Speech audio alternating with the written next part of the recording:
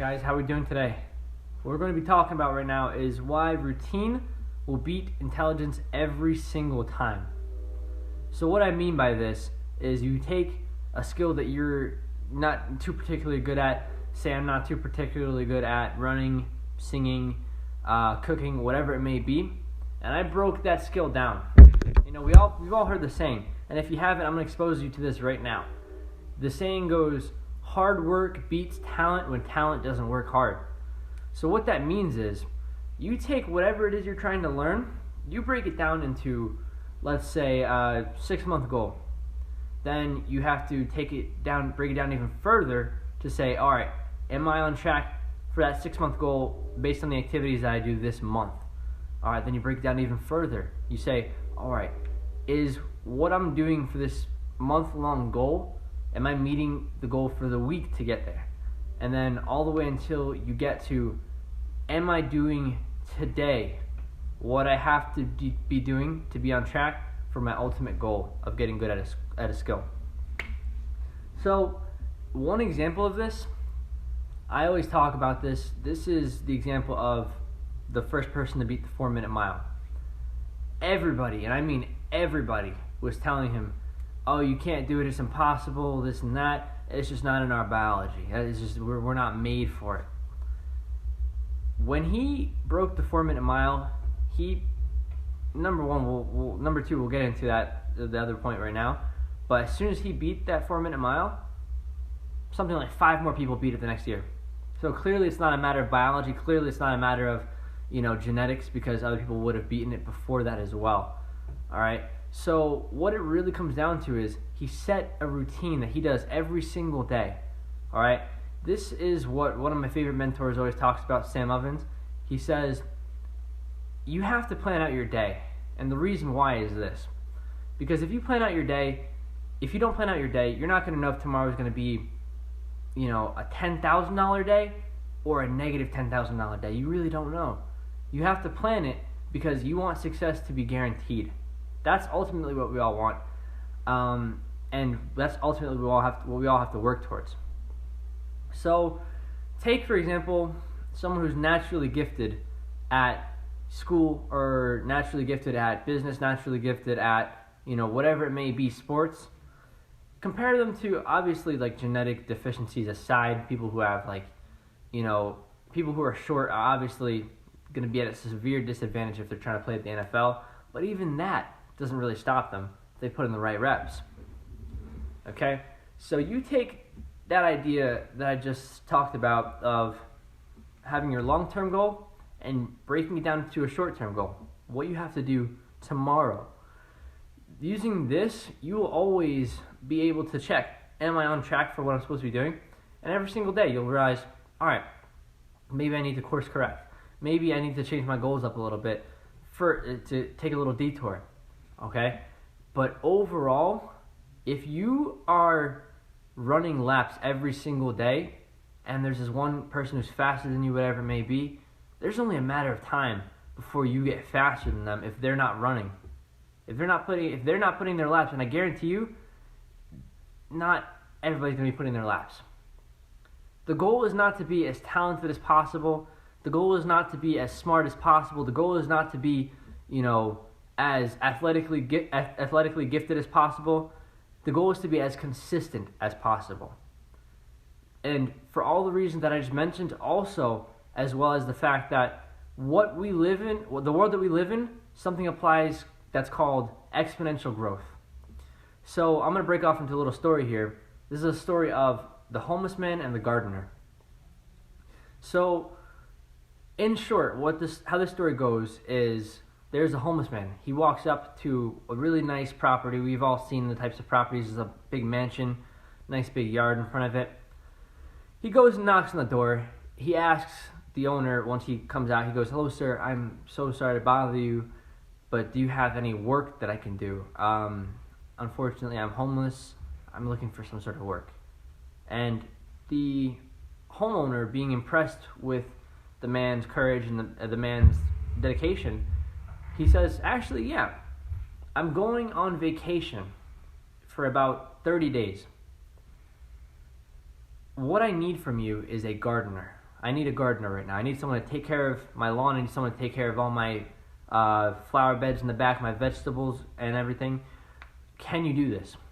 He goes, yeah, of course I can do this. So the owner says, great, all right, how much do you want to be paid? I'm very wealthy. I can afford pretty much whatever price you have in mind. I just need you to do the best job possible. The homeless man says, oh, no need to pay me, crazy amounts like right now. All I need today is 1 penny. 1 penny is all I ask from you. And then, but here's the catch. Tomorrow, I want double what I made today. And the day after that, I want double what I made the day before. All the way following up to 30 days. So, break down the math here. We have 1 penny on the first day, right? 2 pennies on the second, 4 on the third, so on and so forth until we get to about 20 days. 20 days, he's averaging about $5,000 per day, which is impressive in and of itself. However, if you took from 0 to 20 to get to $5,000 per day, what would you expect that he'd be at by day 30? Do you think he'd be at something like, I don't know, 100,000? Do you think he'd be at 50,000, whatever it may be? Do you think he'd be at even 1 million? The correct answer, by the time he gets from day 20 to day 30, even though it took 20 days to get to $5,000 per day, by day 30, he's averaging $5 million per day. Using all the doubles, he's averaging about $5 million per day. A whole 10 times what he was making by day 20. That took him 10 days. He's making more than 90% of more than 95%, I believe, of what he made from days 0 to 20. Use this logic in your own everyday life, because we are often very mistaken in this world in thinking that things are linear. What I mean by this is we live in a world where we get paid hourly. For the most part, most people get paid hourly. Most people just put in my time. So to make double the amount of money, you got to work double the amount of hours. So if you want to make your money, will kind of grow what's called linearly, a straight line. More hours equals more money. But that's not really the way the world works. And the reason why I say that is, if you look at every habit that you have, from work excluded because most people don't have the right business set up, the right model set up.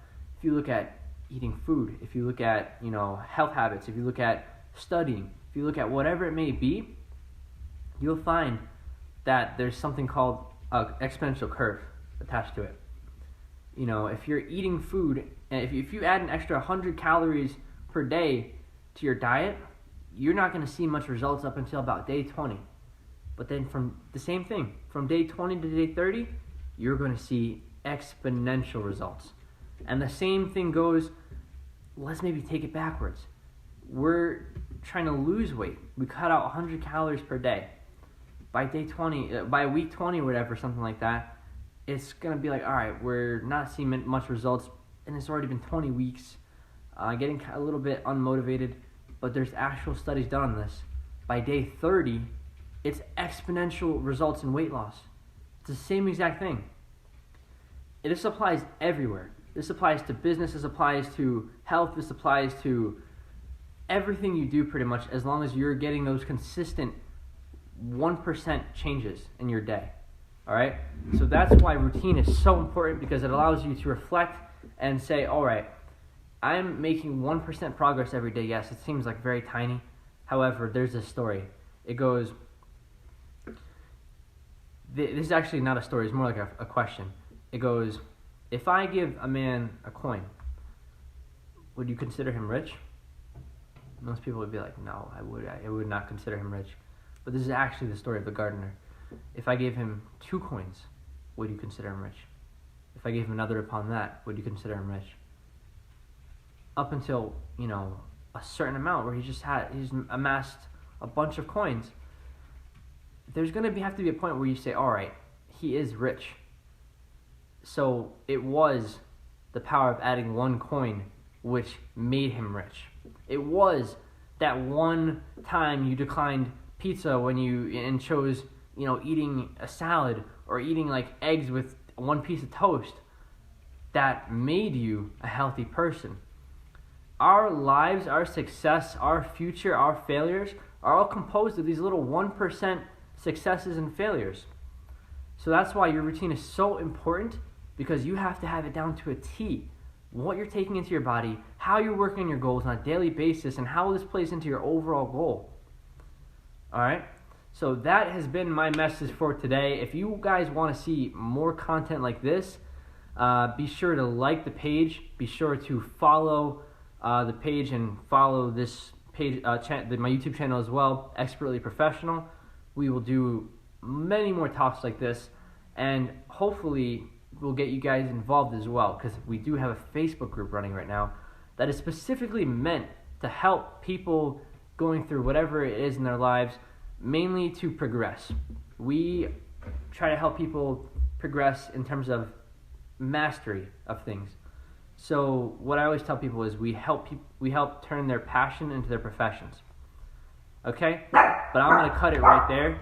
Have a great day, everybody. I'll see you the next time.